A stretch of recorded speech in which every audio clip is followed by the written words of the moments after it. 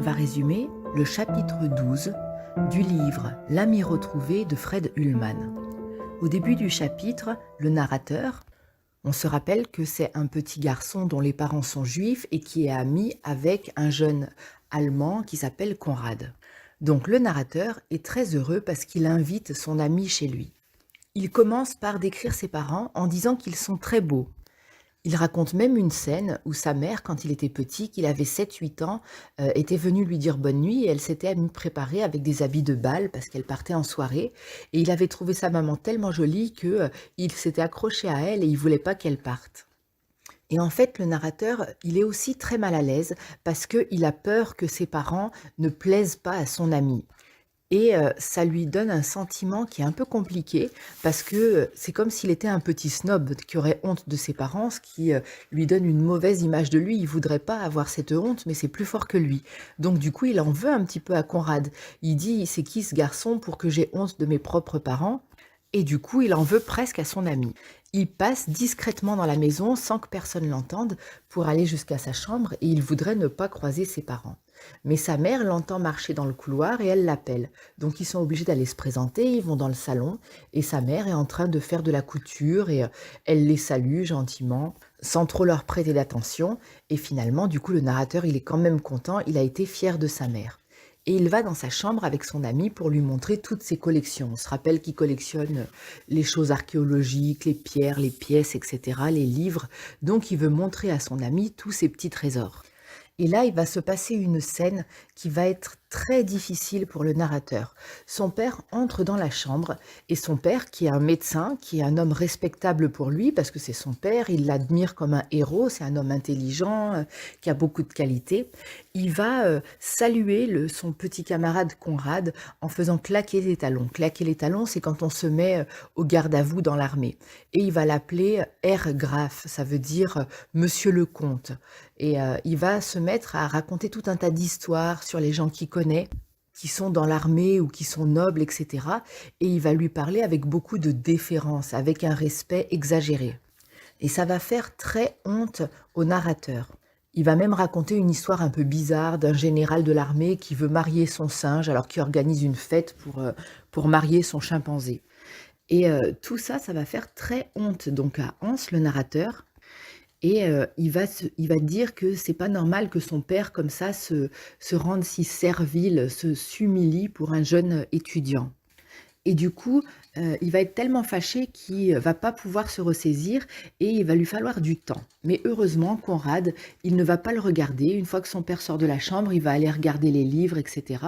Et il dit: «J'étais tellement en colère et tellement humilié par cette scène de voir son père, comme ça se mettre, inférieur par rapport à un enfant, que il dit: "S'il m'avait parlé, j'aurais pu le frapper tellement j'étais en colère"». Mais Conrad ne va pas lui parler, va lui laisser le temps de se ressaisir et ils vont quand même garder leur lien d'amitié.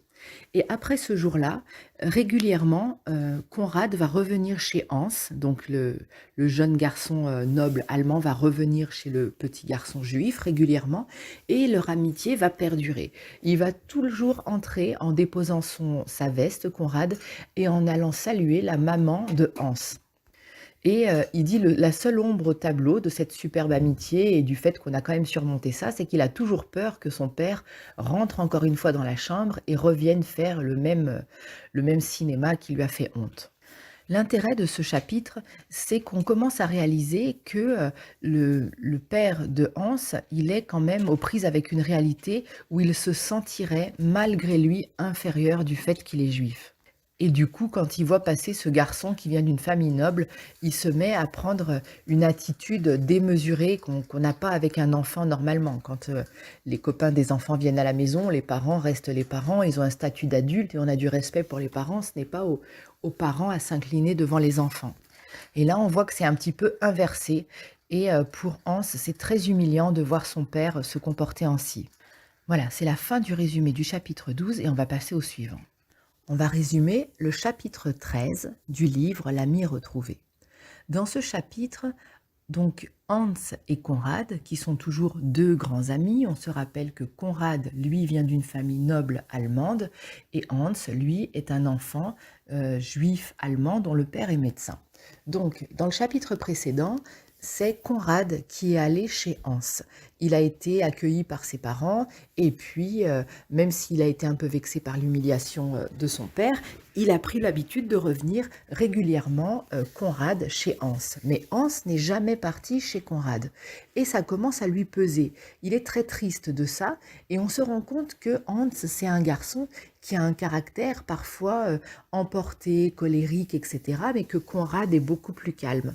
Mais Hans est aussi très fier et il n'ose pas demander pourquoi est-ce qu'il n'est jamais invité. Mais il fantasme un petit peu sur la porte. Il imagine que les statues dans l'entrée, elles ont des griffes et une langue pour l'agresser, etc. Et du coup, ça lui paraît comme un royaume interdit parce que chaque fois qu'il raccompagne son ami, il n'a pas le droit d'entrer dans la maison. Mais un jour, enfin, quand Conrad rentre chez lui, il se retourne et il lui dit: «Viens, est-ce que tu veux entrer dans ma maison?» Donc il est très, Hans est très, impressionné de rentrer dans cette maison parce qu'il n'y est jamais venu. C'est une maison très riche. Il décrit encore une fois très longuement toutes les choses à l'intérieur. Moi, je connais pas tout ça. C'est des généraux, c'est des animaux, c'est des choses rapportées de pays lointains. Et tout cela est exposé dans la maison, qui est un château d'ailleurs, avec des tableaux, etc. Il y a une seule chose qui le surprend un petit peu, c'est que dans la chambre de sa mère, il entrevoit une coiffeuse, etc. La porte est ouverte et il a l'impression de voir un tableau de Hitler. Et il dit: «Mais que pourrait faire Hitler dans la chambre d'une Hohenfels?» Parce que c'est une famille noble et les nobles en général étaient plutôt opposés à l'émergence des nazis, qui était plutôt un parti populaire, voire même très populiste d'ailleurs. Et du coup, il dit: «Non, il y a aucune raison qu'il y ait un tableau de Hitler là-bas, donc j'ai dû me tromper». Et puis les 2 garçons vont dans la chambre pour pouvoir, être ensemble et Conrad est très content de montrer tout un tas de trésors et Hans fait remarquer qu'il en a quand même plus que lui, il a des choses qui ont plus de valeur et ils sont un peu collectionneurs tous les 2, donc il lui montre lui aussi à son tour ses pièces et ses différents objets d'archéologie qu'il a pu, récupérer. Le chapitre se termine comme ça, mais quand même, le narrateur dit au moment de clore le chapitre, il n'a pas réalisé en repartant que ses parents n'étaient pas là. Et il s'est pas dit: «Tiens, c'est bizarre qu'il m'invite uniquement quand ses parents sont absents». Donc là, il y a quelque chose qui commence à émerger. On commence à se demander quand même si les parents de Conrad auraient pas des tendances un petit peu nazies. Ça, c'est le lecteur qui commence à se poser la question. Le narrateur présente un enfant qui ne s'interroge pas du tout, qui n'y pense pas du tout, mais nous, en tant que lecteur extérieur, on commence à se demander quand même pourquoi est-ce qu'ils ne veulent pas inviter un enfant juif, pourquoi est-ce qu'il y aurait un tableau d'Hitler dans la chambre de sa mère. Il y a des petits indices quand même. Et on va passer à la lecture du chapitre suivant. On va résumer le chapitre 14 de l'ami retrouvé. Il est très court, il fait une demi-page, mais c'est vraiment la suite du chapitre 13. C'est le narrateur qui prend conscience. Donc le petit Hans, il commence à se dire que son ami l'a invité 4 fois quand ses parents étaient absents, et il se dit finalement le tableau d'Hitler, c'était peut-être pas une illusion, il y a peut-être vraiment un tableau d'Hitler chez eux. Et en même temps, il n'ose pas y croire. Il se dit: je devrais avoir honte de les soupçonner de quelque chose comme ça, c'est impossible qu'ils aient un rapport avec Hitler». C'est la fin du résumé du chapitre 14 qui est très court. On va résumer le chapitre 15 du livre L'ami retrouvé de Fred Ullmann. Ce chapitre est plus long et c'est un chapitre très important parce qu'il est très triste. C'est dans ce chapitre qu'on va comprendre exactement la différence entre Hans, qui est un enfant juif, un jeune homme, il a 16 ans, et Conrad, qui est un jeune homme allemand d'une famille noble. Et on va voir vraiment ce qui les sépare. Donc le chapitre démarre par une représentation à l'opéra. Le président de la République est invité. Hans a reçu un billet offert par sa mère et il trouve avec surprise, parce qu'il ne le savait pas, son ami Conrad qui lui aussi se rend à la représentation avec son père et sa mère. Et ils sont tellement merveilleux, tellement beaux, bien habillés, riches et bien réputés, que tout le monde les observe même plus que le président de la République. Et ils saluent les gens à la ronde, comme ça, un petit peu comme des stars. Et quand il croise le regard de Hans, Conrad ne le salue pas. Et cette fois, Hans, il est vraiment certain qu'il y a un problème avec sa famille, parce que ça ne peut pas être une erreur. Donc, À l'entracte, il y a une pause, il va dans le hall et il se met devant la porte parce qu'il attend que Conrad sorte avec ses parents pour voir s'il osera passer vraiment devant lui sans le regarder. Et puis il hésite à repartir. On voit que Hans, c'est un enfant qui est un jeune homme parce qu'il a 16 ans, qui est passionné. Pour lui, il a un grand sens de l'amitié et puis un grand sens de l'honneur. Il faut pas qu'on lui manque de respect, etc. Et du coup, il défie un petit peu ça, même s'il a très peur d'être, euh, d'être renvoyé, il veut pas faire demi-tour. Et finalement, quand Conrad sort, il l'ignore encore une fois, et là, le doute n'est plus permis. Il comprend que Conrad refuse de le saluer quand il est avec ses parents. Donc, Hans est évidemment très très triste, il rentre chez lui sans saluer ses parents, il va se coucher, il fait des cauchemars dans la nuit, il réveille toute la maison, etc. Et le lendemain, il va dans la classe, il s'installe à sa place et il ne regarde plus Conrad parce qu'il est très humilié qu'il n'ait pas voulu le saluer devant ses parents. Conrad se met de son côté, mais c'est lui qui va revenir et qui va aller plusieurs fois vers Hans et ils vont se remettre à parler et à être amis comme si de rien n'était. Mais à la fin de la journée, Hans va lui poser la question très directement. Il va lui dire pourquoi est-ce que tu as honte de moi? Et alors Conrad va s'expliquer. On va être un petit peu surpris. Il va lui dire d'abord qu'il n'a pas honte de lui parce que tout le monde sait qu'ils sont amis, etc. Mais ses parents, en réalité, n'ignorent pas la présence de Hans dans la vie de Conrad. Il sait qu'ils sont amis. Mais sa mère, elle vient d'une famille polonaise et je ne sais pas trop pourquoi, apparemment cette famille-là déteste les juifs. Ils les considèrent comme même pas des humains, comme des gens qui sont moins importants que de la terre et elle a des propos très très durs à son sujet. Et du coup, pendant des très longs moments, ils se sont disputés, Conrad et sa mère, parce que sa mère, elle accuse son ami de vouloir le détourner d'eux, le détourner de sa religion, etc. Et Conrad, lui, par amitié pour son ami, il a toujours tenu tête à sa mère, mais il n'a pas osé le saluer devant elle. Mais sa mère est effectivement tout à fait pour les nazis. Elle déteste les juifs et elle est très fâchée que son fils ait un ami juif. Finalement, le chapitre va se terminer comme ça, avec cette explication de Conrad. Ils vont rester amis, ils vont continuer à se voir en dehors, mais il n'entrera plus jamais dans la maison des Hohenfels. Il va demander aussi « Et ton père, qu'est-ce qu'il en pense ?» Et il dit « Oh, tu sais, mon père, ça ne le dérange pas que j'ai un ami juif, tant que tu n'es pas une juive et que je ne veux pas t'épouser. » Et après, il va même dire « Et encore, quand bien même tu serais une juive, si tu étais très riche, mon père voudrait bien que je t'épouse. » Il dit « Mais le problème de mon père, c'est qu'il ne veut jamais contrarier ma mère parce qu'il est encore très amoureux d'elle. » Et finalement, on voit que ces deux jeunes hommes, ils vont découvrir que leur amitié, elle est soumise à cette vague nazie qui est en train de déferler sur l'Allemagne et que du coup, ça les met comme ça un petit peu chacun d'un côté. Et eux, ils choisissent de rester amis malgré tout, bien que Hans ne puisse plus entrer dans la maison de Conrad. Et en même temps, il y a des choses dans le chapitre, comme les grilles du jardin, qui sont symbolisées comme une prison qui les sépare. Il y a des choses qui font qu'ils n'ont pas vraiment la possibilité d'être amis comme avant. La dernière phrase de ce chapitre est « C'était le commencement de la fin de notre amitié et de notre enfance ». Parce que d'un coup, ça y est, c'est plus quelque chose d'extérieur, la politique, c'est vraiment quelque chose qui, dans un sens, gâche leur vie, gâche aussi leur amitié et termine leur enfance. Fin du résumé du chapitre 15. On va résumer le chapitre 16 du livre « L'ami retrouvé » de Fred Ullmann. Le chapitre 16 se déroule à l'école, au gymnasium, c'est-à-dire le lycée dans lequel se rendent les deux garçons. Tout de suite au début du chapitre, il dit que la fin n'a pas été longue à venir. On se rappelle dans le chapitre précédent qu'il disait que la fin de leur enfance et de leur amitié était en train d'arriver. Eh bien maintenant, elles sont achevées. En fait, il y a un nouveau professeur d'histoire qui se présente et qui s'appelle R. Pompetsky. Et cet homme-là, il va arriver avec tout un tas de thèses du parti nazi.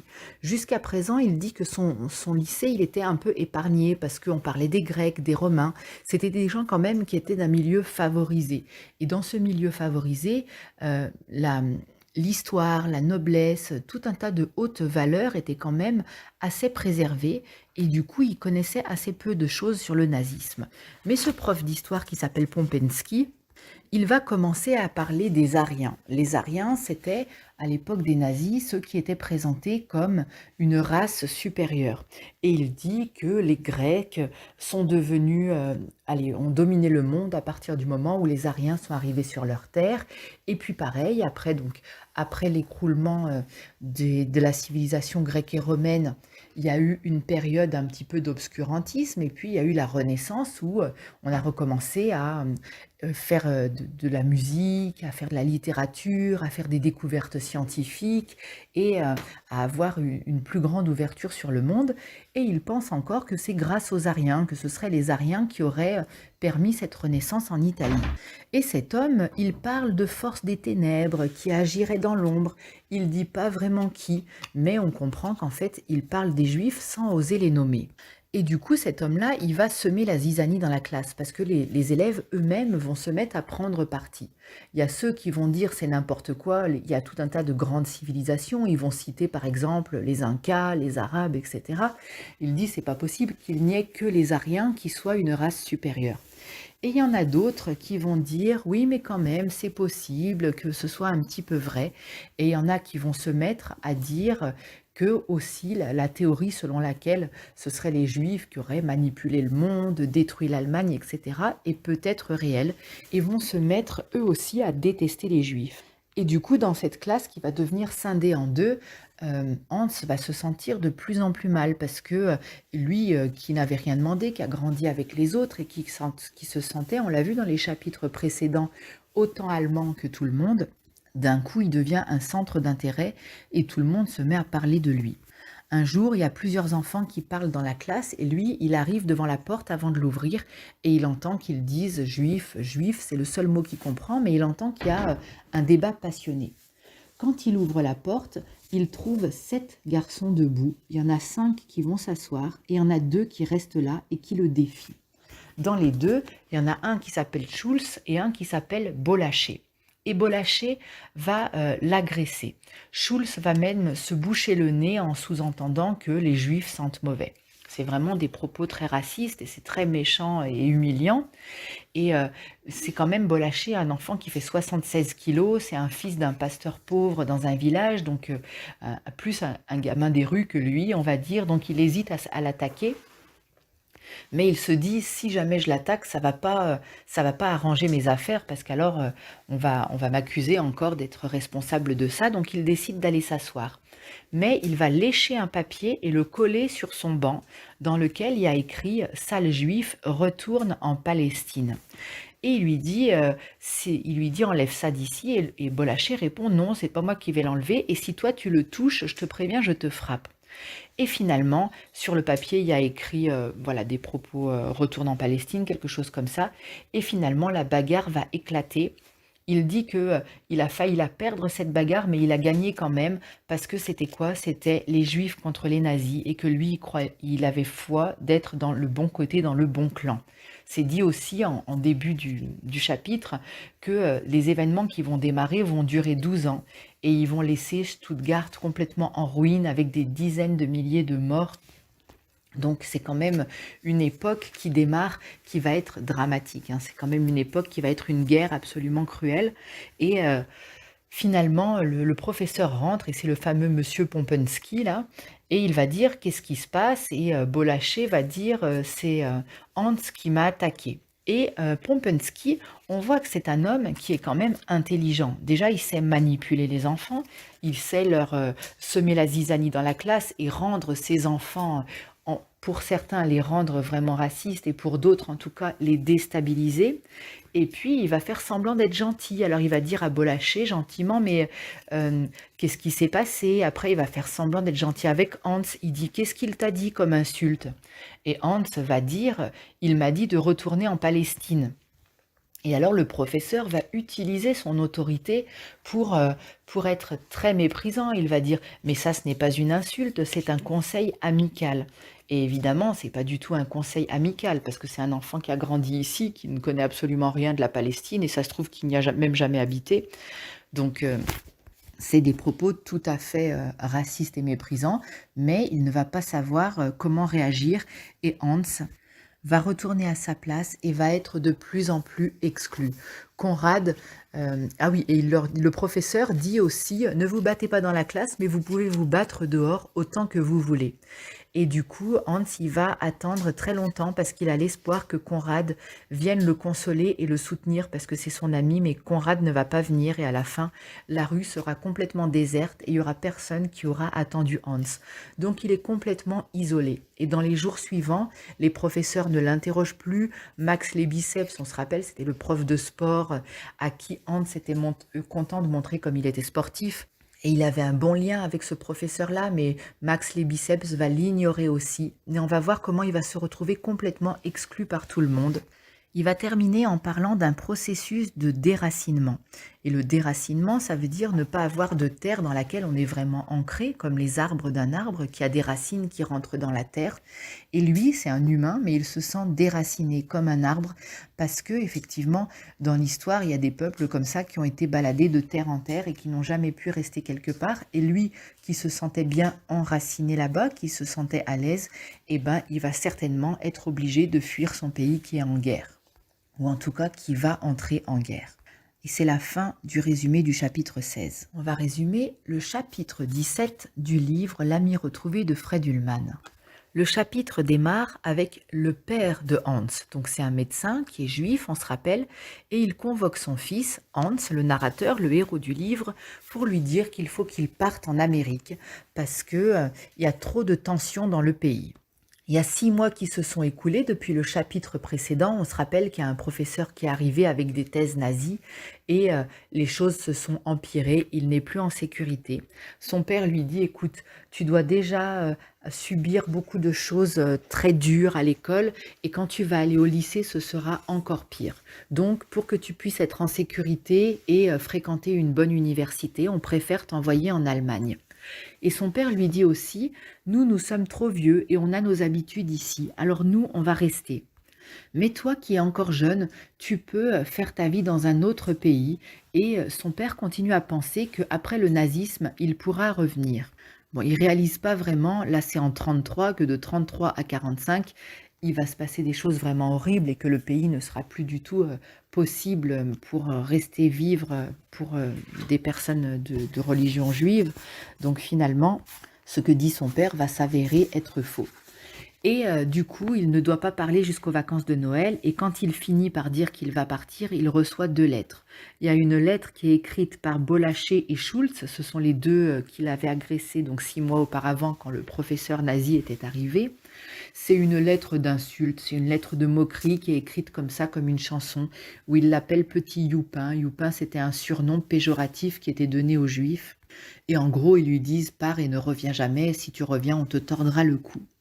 Et il y a une deuxième lettre qui est plus longue, et là c'est très compliqué parce que on voit une ambivalence. Une ambivalence, c'est quand on pense une chose et son contraire. Et c'est une lettre de Conrad qui, en même temps, réassure Hans de son amitié. Il lui dit, tu es mon ami, tu resteras mon ami, tu comptes beaucoup pour moi. Et il lui dit, ton père a raison de t'envoyer en Amérique parce que le pays va changer énormément.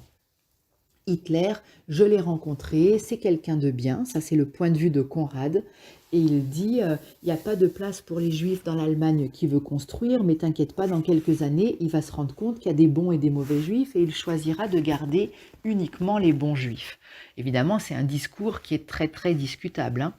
Et il dit, je l'ai rencontré avec ma mère, et c'est un homme qui est sincère et passionné, et c'est intéressant de voir ça qui a été écrit il y a quand même plusieurs dizaines d'années, parce que c'est possible, on peut être quelqu'un qui commet des horreurs, mais qui est sincère, et je pense que c'est tout à fait possible dans le cas de Hitler, qui croit vraiment en ce qu'il dit, même si c'est complètement aberrant, il est vraiment sincère et il est vraiment passionné et habité par une vraie passion. Mais ça n'empêche pas qu'il se prépare à commettre un massacre absolument horrible.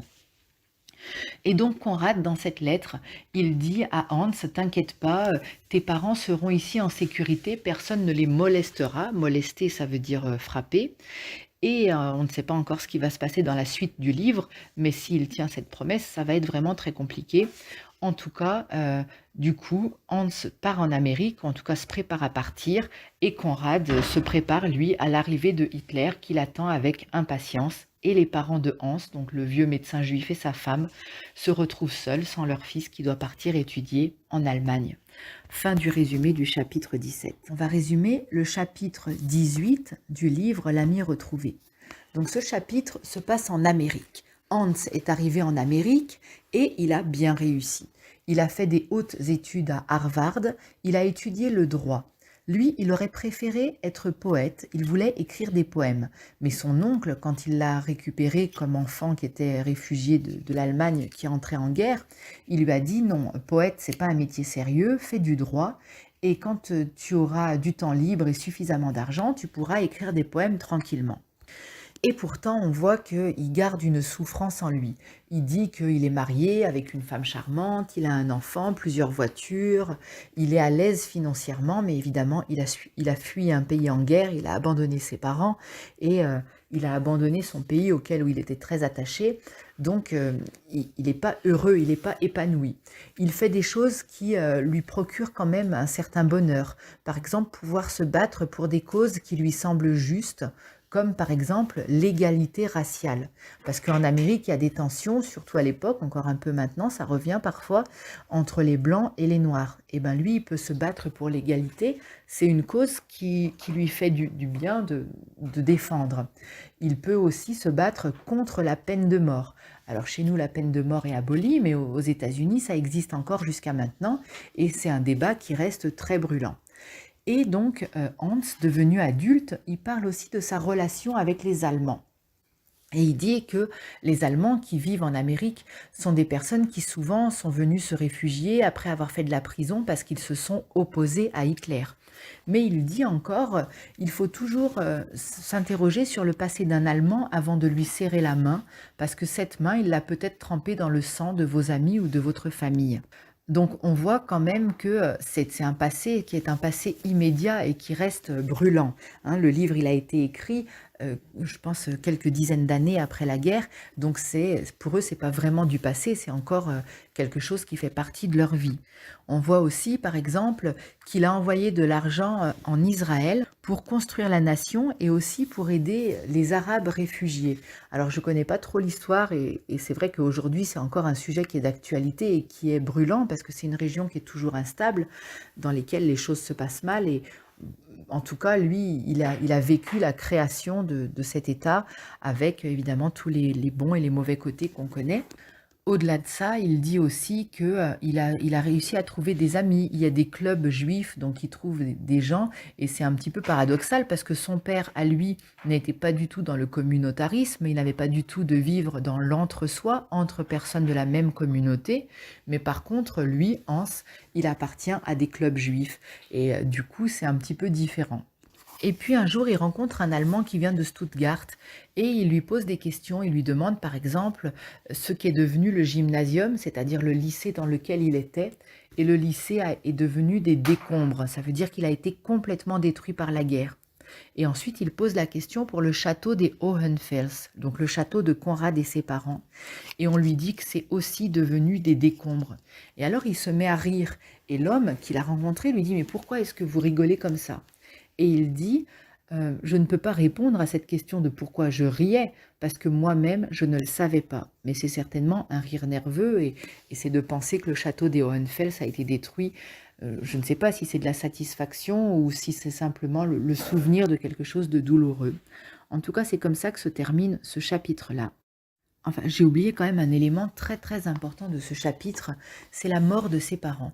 Donc ses parents ont subi le nazisme de plein fouet puisque eux ils vivaient à Stuttgart en Allemagne et qu'ils étaient juifs tous les deux.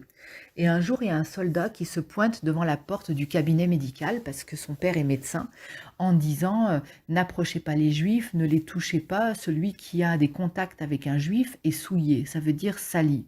Et le soldat qui porte cette pancarte se poste devant son cabinet médical. Et lui, il met toutes ses décorations et son uniforme de soldat parce qu'il s'est battu pour l'Allemagne dans la Première Guerre mondiale. Et il va se poster debout à côté du soldat qui porte cette pancarte. Et il va y avoir de plus en plus de monde qui va venir les regarder. Et à la fin, il y a un murmure qui va s'élever de la foule. Et la foule va se mettre à rire. Mais ils ne vont pas se moquer du médecin qui fait partie de leur ville et qui a toujours vécu avec eux, qui est un homme respectable. Ils vont se moquer du soldat. Et c'est le soldat qui va plier bagage et qui va partir.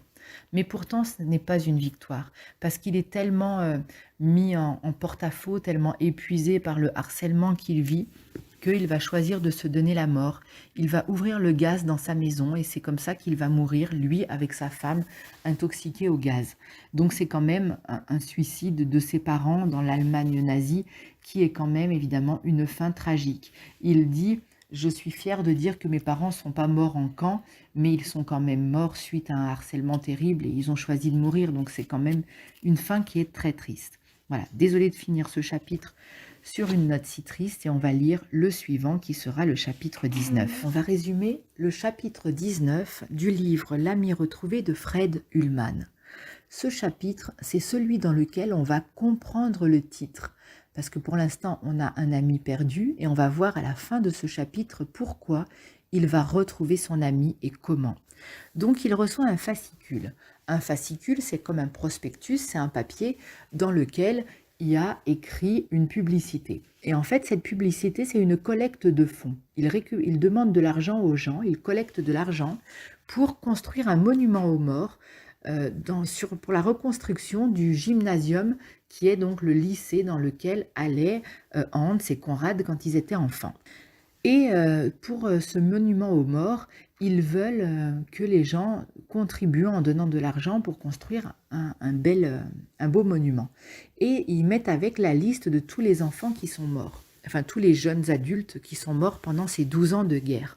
Et il va se rendre compte que sur sa classe de 46 élèves, il y en a 26 qui sont morts. Donc il y en a certains dont il se rappelle que vaguement, ils se rappellent de leur nom, mais ils ne se rappellent pas qui ils ont été dans leur vie.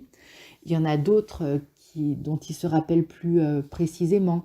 Un de ceux qui était dans les caviars, il dit « C'était un gentil garçon, je revois son visage de petit blondinet et je suis triste quand même qu'il soit mort. » D'autres, par exemple, Bolaché et Schulz, qui lui avaient écrit un poème très méchant en disant « Va rejoindre Moïse en enfer ».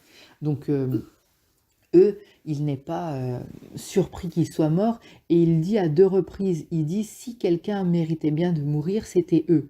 Mais j'ai dit « si » quand même. Il précise bien qu'il dit « si » parce qu'il n'est pas certain qu'il y ait des gens qui méritent de mourir. Et ça, c'est aussi une question très intéressante, parce que finalement, eux aussi horribles qu'ils aient pu se comporter, ils n'étaient jamais que le fruit de leur éducation, des circonstances, etc. Quelle est la part qui fait qu'ils méritaient vraiment de mourir? C'est compliqué à dire. En tout cas, il dit « si », ça veut dire que, a priori, personne ne devrait mériter de mourir. Mais bon, il a quand même une petite satisfaction à voir que Belaché et Schulz sont morts. Et il ne lit pas la lettre H. Il ne la lit pas parce que dans la lettre H, il a peur de trouver Conrad parmi les morts. Et du coup, il décide de jeter le papier parce qu'il ne veut plus repenser à ce passé, à cet ami qu'il a trahi, et il s'apprête à le déchirer. Et au moment de le déchirer, c'est plus fort que lui, il va quand même lire à la lettre H. Et là, dans la lettre H, il va trouver, parmi la liste des morts, son ami Conrad von Hohenfels. Et on se demande comment on peut retrouver un ami qui est mort, mais c'est en fait des retrouvailles symboliques, parce que son ami, il est mort parce qu'il a été impliqué dans un complot contre Hitler. Il a essayé de tuer Hitler, et pour cela, il a été exécuté. C'est la toute dernière phrase et c'est le dernier mot de ce livre. Et c'est là qu'il retrouve son ami, parce que finalement, Conrad, même s'il a écrit une lettre en disant que Hitler était quelqu'un de bien quand il avait 16 ans, quand la guerre est arrivée, quand ils se sont mis à massacrer les gens, eh ben Conrad, il s'est retrouvé du bon côté et il a choisi d'essayer de tuer Hitler. Donc il s'est retourné finalement contre sa mère et ses idées nazies pour rejoindre son ami. Et c'est pour ça que le livre s'appelle « L'ami retrouvé », parce que Fred Ullmann retrouve son ami dans cette liste et qu'il est du bon côté. Voilà, c'est la fin du résumé du chapitre 19 et c'est aussi la fin du résumé de ce livre. C'est un livre qui est très intéressant parce qu'il a, c'est un peu comme quand on va voir des archives d'histoire. Évidemment, c'est romancé, mais c'est quand même écrit par quelqu'un qui est vraiment né à Stuttgart et c'est peut-être pas autobiographique, mais c'est quand même quelque chose, qui est raconté par quelqu'un qui a vécu cette époque-là. Et puis en même temps, connaître l'histoire, ça permet de pouvoir aussi construire le monde futur et de voir comment est-ce qu'on devient nazi. Bah alors évidemment, les idées nazies, elles ont quand même du plomb dans l'aile, mais comment est-ce que on peut en arriver à des guerres, à détester quelqu'un pour une religion, parce que il est d'une autre communauté, etc. Comment est-ce qu'on vit le fait d'être minoritaire? Comment est-ce que on peut en arriver à ressentir de la haine pour quelqu'un à cause de sa religion ou parce que on considère que peut-être notre peuple vaut mieux qu'un autre, notre communauté vaut mieux qu'une autre. Et toutes ces choses-là, c'est intéressant de les lire dans un livre et de voir à quel point elles sont fragiles, parce que vivre ensemble, c'est très fragile. C'est facile de détester les autres parce que ça fait partie de nous, on est des humains et les humains, ils ont ça entre eux, ils ont aussi cette détestation de l'autre. Et pour pouvoir continuer à vivre ensemble, il faut se dire, on n'est pas tous pareils, on n'est pas tous des mêmes origines ou des mêmes idées, ou on n'a pas tous les mêmes personnalités, et on fait l'effort de vivre ensemble. Et cet effort, il est difficile et en même temps, il est vital parce que si on renonce, eh ben, on tombe dans la violence. Voilà, en tout cas, ce livre est terminé. Vous pouvez aussi me dire ce que vous avez ressenti en le lisant ou en l'écoutant et me dire quelles sont vos idées. C'est peut-être pas les mêmes que les miennes et c'est intéressant aussi pour moi de voir quelles sont vos idées. N'hésitez pas à les partager en commentaire, à venir me parler du livre ou me poser des questions ou me donner votre avis. Je serai très très contente de lire vos réactions. Fin du résumé.